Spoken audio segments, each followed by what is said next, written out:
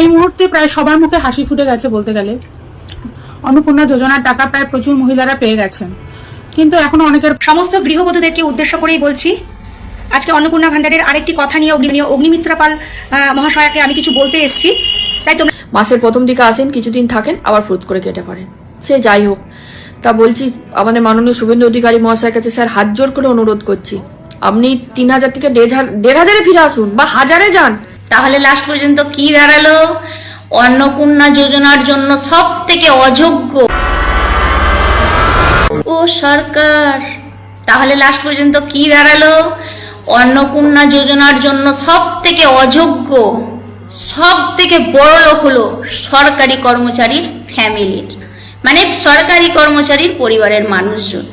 হ্যাঁ, একদম আদানি আম্বানির থেকেও এরা হলো বড় লোক, কারণ সরকার আদানি আম্বানিকেও জমি কেনার সময় একটু ছাড় দেয়, কম টাকায় জমি দেয়, কিন্তু আমাদের সরকারি কর্মচারীর ফ্যামিলির জন্য সরকারের কাছে কোনো ছাড় নেই। আমরা এক্সট্রা কোনো সুযোগ সুবিধা পাবো না, ওই শুধু একটাই কি, সরকারি কর্মচারী। বাহ সরকার বাহ। এদিকে অন্নপূর্ণা যোজনার টাকা পাচ্ছে, ব্যবসা করে মাসে লাখের উপর ইনকাম, তাদের বইয়েরা পেল। রাইস মিল আছে, কোটি কোটি টাকার রাইস মিল, 20 থেকে 25 বিঘে জমি তাদের বাড়িতে প্রায় 40-50 ভরি সোনা। তাদের রাইস মিলে কাজ করে 40-50 জন কর্মচারী। পুজোর সময় সেই রাইস মিল থেকে বোনাস দিতে হয় একজনকে 15-20 হাজার টাকা। তাদের বাড়িতে কি সুবিধা নেই? গাড়ি বাড়ি, মানে সমস্ত যা কিছু মানুষের আধুনিক যা যা লাগে সমস্ত। এমনকি তাদের বাড়ির বাচ্চা গরমে থাকতে পারবে না বলে জেনারেটর দরকার, বাড়িতে জেনারেটর, দুটো বাড়ি 2 তলা করে। সিটিতে ফ্ল্যাট, সিটিতে এক্সট্রা আরো জায়গা, আরো লোকাল এরিয়া পিচ রাস্তার উপরে জায়গা। তারা নাকি গরিব, তাদের বাড়ির বৌমা হলো গরিব। তাদের বাড়ির বৌমার জন্য 3000 টাকা সরকারের ক্ষেত্রে যোগ্যতা। বলছি তাদের বাড়ির বৌমাটা কি বাড়িতে থাকে না ফুটপাতে থাকে বুঝি? বাহ বাহ বাহ, ও সরকার। তাই এটা আপনার ঝাড়াই বাছাই, এতদিন ধরে এই আপনি ঝাড়াই বাছাই করলেন। ভালো ভালো, আপনার নিয়মে যদি এটা ঝাড়াই বাছাই হয়, তাহলে আমাদেরও একটা কথা শুনে রাখুন। এই যে আপনি এই শুধু সরকারি কর্মচারীর ফ্যামিলিদের সঙ্গে যে ধাপ্পাবাজিটা করলেন না, সামনে যখন ভোট হবে তখন আমরাও এর জবাব দেবো। হ্যাঁ, সামনে বলছি, আমরাও এর জবাবটা ঠিকঠাক দিয়ে দেবো, কারণ আমরাই তো সবসময় অযোগ্য না। আমাদের ট্যাক্স নিয়ে সাধারণ মানুষকে দেবে আর আমরাই ছাড়। বাহ বাহ বাহ বাহ বাহ, ও সরকার কি বিচার তোমার, ধন্য ধন্য। এদিকে তো ইথানল বাবার জন্য সকাল সন্ধ্যে চা খাওয়া বন্ধ হতে চলেছে। 45 টাকার চিনি 3 মাসে 60-65, কি উন্নতি! আহা হা হা, এবার তো সেঞ্চুরি করবে। সরষের তেল সে তো ডবল সেঞ্চুরি হয়ে গেছে, পুজোর আগে আরো বাড়বে। তবে কিছু মানুষের একদম গায়ে লাগছে না, বিশেষ করে ভক্তদের। এসব কথা মুখে উচ্চারণই করে না, কারণ তাদের মনে হয় টাকা দিয়ে কিনতে হয় না, তারা সব ফ্রিতে পায়, তা ভালো। তবে আমাদের খুব কষ্ট করে কিনতে হয়, কারণ আমরা তো সরকারি কর্মচারী, আমাদের মাস গেলে পেমেন্টটা ফিক্সড থাকে। মানে ওই কোথাও থেকে মারা টাকা তো নয়, যেটা পেমেন্ট সেটাই থাকে, বাড়াও নয় কমাও নয়, আমাদের তার মধ্যেই সমস্ত কিছু অ্যাডজাস্ট করতে হয়। পড়াশোনা থেকে ছেলেদের, বাড়ির খাওয়া দাওয়া থেকে, গুরুজনদের দেখা থেকে, সব কিছু দায়িত্ব আমাদের ওর ভেতরেই করতে হয়। ঠিক আছে, ভালো।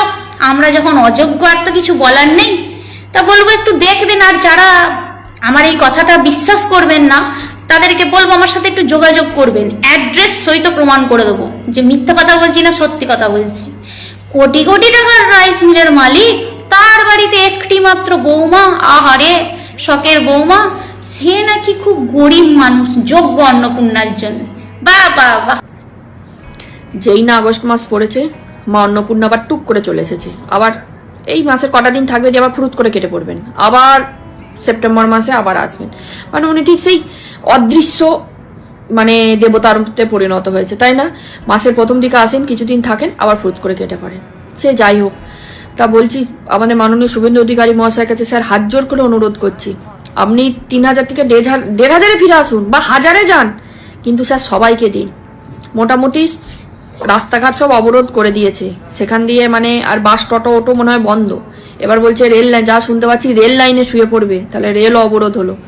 হ্যাঁ, পড়ে রইলো ওই বিমান। তা স্যার বিমানে করে তার প্রতিদিন ওই প্লেনে চড়ে তো স্যার আর ওই হাট বাজার ছেলে মেয়েকে স্কুল মানে দিয়ে আসা নিয়ে আসা করবো না, তার জন্য তো রাস্তাঘাটই দরকার। এবার যে স্কুটি গাড়ি ওইসবে যাবো, সেও তো রাস্তা যদি অবরোধ করে সেও যেতে দেবে না। তাহলে এবার কি উপায় স্যার বলুন?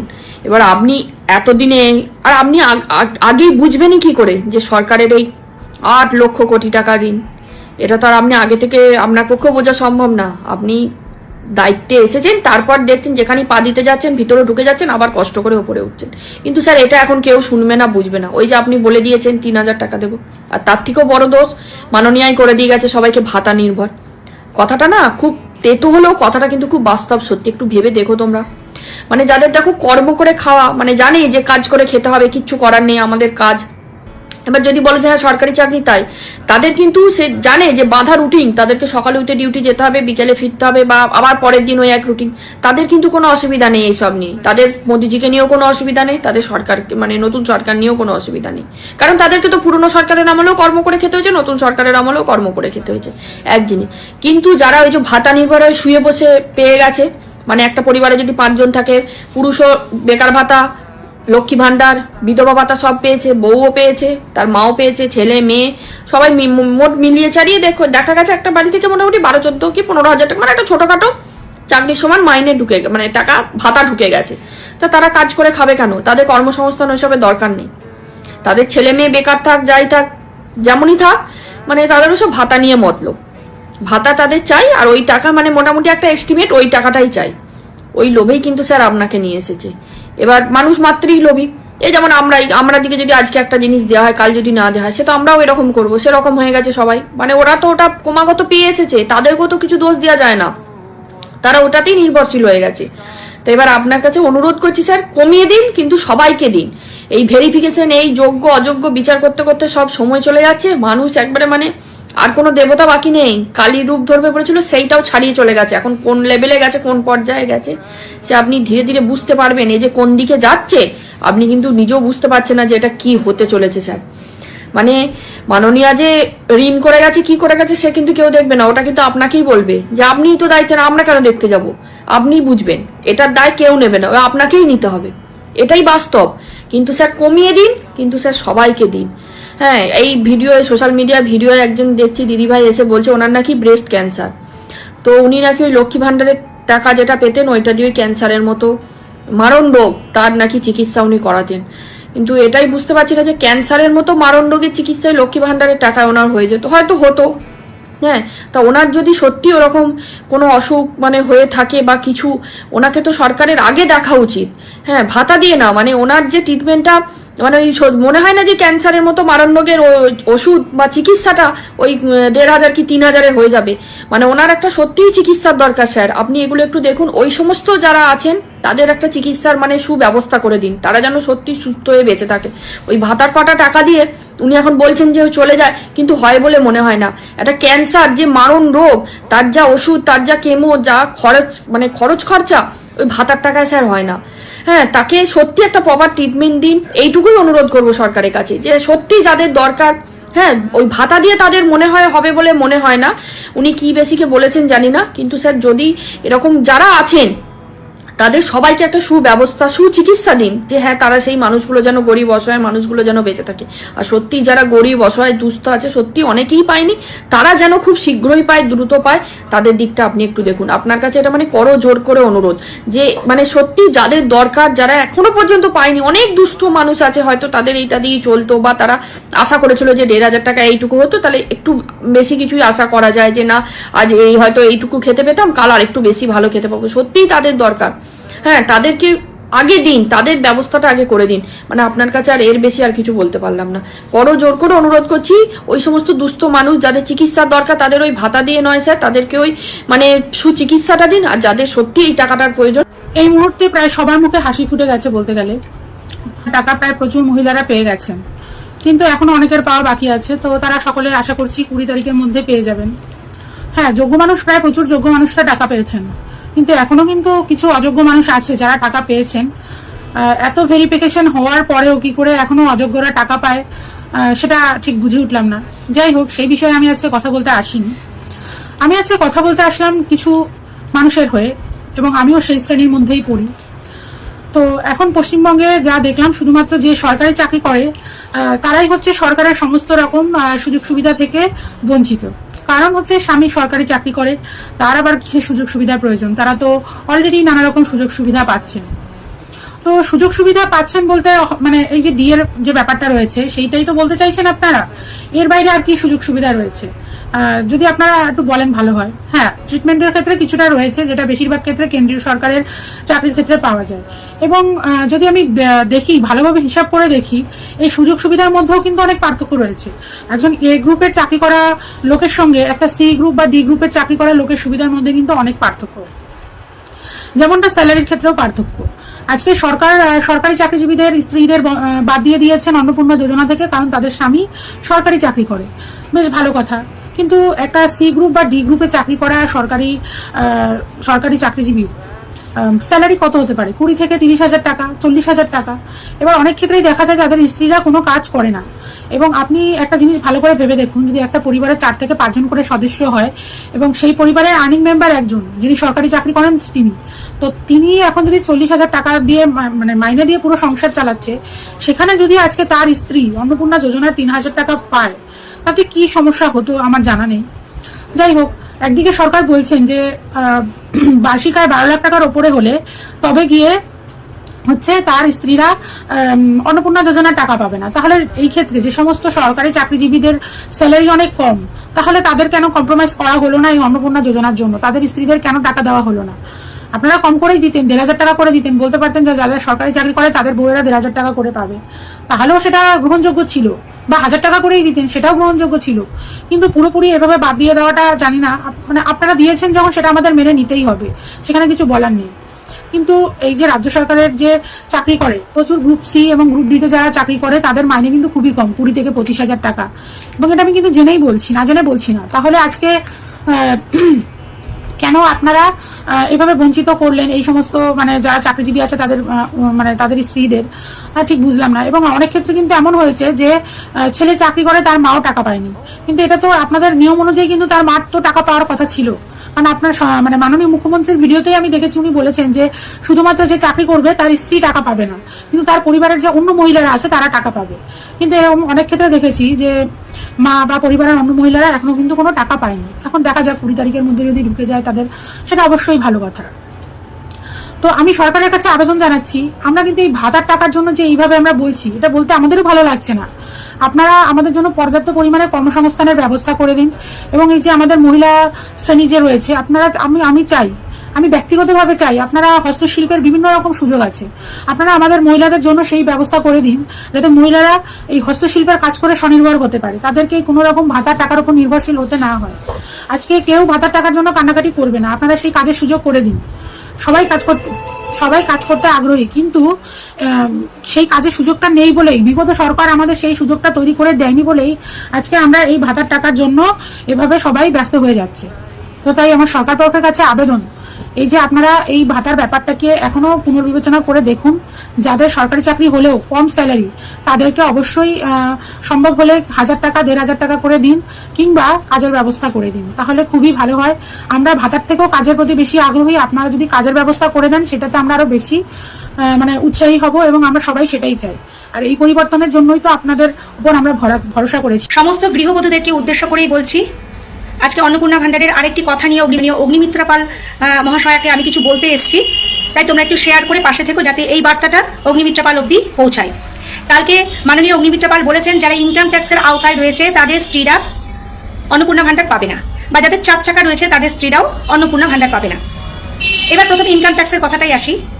যে ইনকাম ট্যাক্সগুলো প্রত্যেক বড়লোক স্বামীর থেকে আপনারা নিচ্ছেন, বা যারা সরকারি চাকরি করছে তাদের থেকে আপনারা ইনকাম ট্যাক্স নিচ্ছেন, সেই ট্যাক্সের টাকায় কিন্তু আপনাদের মাইনাগুলো হচ্ছে। তাহলে সেই ইনকাম ট্যাক্সের টাকায় একটা গৃহবধূ যে সকাল থেকে রাত অবধি সারাদিন পরিশ্রম করে যাচ্ছে, তার স্বামীর জন্য সঠিক টাইমে খেতে দেওয়া, তাদের চান করার জন্য জিনিসপত্র গুছিয়ে দেওয়া, তাদের মুখের কাছে পেস্টটাও পর্যন্ত এনে দেওয়া, বা তাদের বাড়িতে যে শ্বশুর শাশুড়ি রয়েছে তাদের হাড়া মুত্তুগুলো পরিষ্কার করা, পুরো কাজটাই তো করছে। তাহলে সেই ট্যাক্সের টাকার থেকে আপনারা যদি মাইনেটা পান, সারা পশ্চিমবঙ্গ জুড়ে যদি এই ট্যাক্সের টাকায় সবকিছু চলে, তাহলে কেন ঘরের একজন গৃহবধূ সেই ট্যাক্সের টাকার ভাগটা পাবে না? এটা একটুখানি আমাকে বলবেন, এবং আমরা সব গৃহবধূরা আপনার দিকে তাকিয়ে থাকবো এর উত্তরের জন্য। সেকেন্ড, আপনি বলেছেন যাদের 4 চাকা আছে তারা পাবে না, মানে 4 চাকা মানেই তো সে স্বামীর 4 চাকা।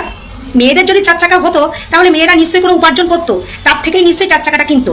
আপনি বলেই দিয়েছেন যেসব সরকারি চাকরিজীবী মেয়েরা আছে তারা পাবে না, আপনি এটা একদম ঠিক কথা বলেছেন। কিন্তু যেসব স্বামী তারা লক্ষ লক্ষ টাকা ইনকাম করছে বা কোটি কোটি টাকা ইনকাম করছে, তার সেই দিকেই যাচ্ছি না, তাদের 4 চাকা আছে, সেই 4 চাকাতে তার স্ত্রীকে হয়তো নিয়ে এপার থেকে ওপারে একটু ঘুরতে গেল, তাতেই কি স্ত্রীর সবকিছু পূরণ হয়ে গেল? নিশ্চয়ই না। সে কিন্তু সেই ঘরে ফিরে সেই গাড়ির থেকে নেমে পড়ি বরের সামনে জলের গ্লাসটা ধরা, শ্বশুর কি খাবে, শাশুড়ি কি খাবে, তার সন্তান কি খাবে, তার পরিবারকে দেখা, সেটা কিন্তু তাকে করতে হচ্ছে। তার জন্য কিন্তু কোনো পে তাকে করা হয় না।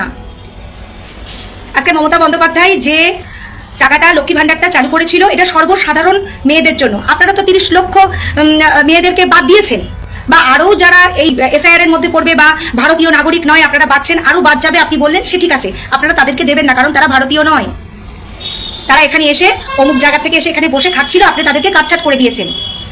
তাহলে এই ইনকাম ট্যাক্সের কথাটা কেন তুলছেন, বা 4 চাকা গাড়ির কথাটা কেন তুলছেন? আপনারা সঠিকভাবে এটাই বলুন না কেন আমাদের কাছে টাকা পয়সা নেই, আমরা দিতে পারবো না। আপনি অন্তত এই নিয়মটুকু সব ঘরে ঘরে করে দিন, যাতে বর যে টাকা ইনকাম করছে তার থেকে যেন তারা 3000 টাকা করে প্রতি মাসে আমাদের এই গৃহবধূদের ব্যাংকের অ্যাকাউন্টে চলে আসে। তাহলে এত কথাটাই উঠবে না। আপনারা তো মে মাসটাকে দিলেনই না। প্লিজ সবাইকে বলছি একটু শেয়ার করে অগ্নিমিত্রা পাল মহাশয়ের কাছে এই বার্তাটি পৌঁছিয়ে দিন, আর যাতে আমাদের মুখ্যমন্ত্রী শুভেন্দু অধিকারী এই কথাগুলো একটু শুনতে পারে যে ইনকাম ট্যাক্সের আওতায় থাকলেও গৃহবধূদের ইনকাম ট্যাক্স কি দেওয়া হয়? দেওয়া হয় না তো। এই ভিডিওটি বানাচ্ছি আমাদের মাননীয় মুখ্যমন্ত্রী শুভেন্দুদা এবং আমাদের রাজ্য সভাপতি শ্রমিক ভট্টাচার্যদা, তার জন্য তাদেরকে জাস্ট আমি কয়েকটা রিকোয়েস্ট করার জন্য এই ভিডিওটি বানাচ্ছি। দেখুন, পশ্চিমবঙ্গে আপনারা এসছিলেন ভাতার বিনিময়ে, ভাতার একটা জিগির তুলে। তো পশ্চিমবঙ্গে অন্নপূর্ণা ভাণ্ডার লক্ষ্মীর ভাণ্ডারের বিকল্প হিসাবে এসছিল, এবং তার ডবল বেনিফিট মেয়েরা যাতে করে পায়, মেয়েদের মধ্যে একটা আন্দোলন বা একটা কি বলবো একটা উত্তেজনা সৃষ্টি করে মেয়েদের মধ্যে যে চেঞ্জেস এসছিল তা কিন্তু অন্নপূর্ণা ভাণ্ডারকে কেন্দ্র করেই কিন্তু এসছিল, এবং মহিলাদের মধ্যে ভোটের পার্সেন্টেজ কিন্তু বেড়েছিল শুধুমাত্র এই অন্নপূর্ণা ভাণ্ডার লক্ষ্মীর ভাণ্ডারের বিকল্প হিসাবে। আজ যখন আপনারা ক্লজ লাগাচ্ছেন, মানে অর্থাৎ অনেকগুলো শর্ত লাগাচ্ছেন যে এই লক্ষ্মীর ভাণ্ডারের বিনিময়ে অন্নপূর্ণা ভাণ্ডার যে আপনারা দেবেন, সেই অন্নপূর্ণা ভাণ্ডারের ক্ষেত্রে আপনারা অনেকগুলো শর্ত চাপাচ্ছেন যে কারোর হাজব্যান্ডের যদি এত টাকা ইনকাম থাকে তাহলে সে পাবে না, তার ফ্যামিলি ইনকাম যদি এত টাকা থাকে তাহলে সেই মহিলাটি পাবে না, বা সেই পরিবারের যদি এত টাকা রোজগার থাকে তাহলেও সে পাবে না। এখন আমি আপনাদের কাছে বেশ কয়েকটি উদাহরণ তুলে ধরবো যে আজকে মহিলারা দিকে দিকে ডিপ্রাইভ হবে।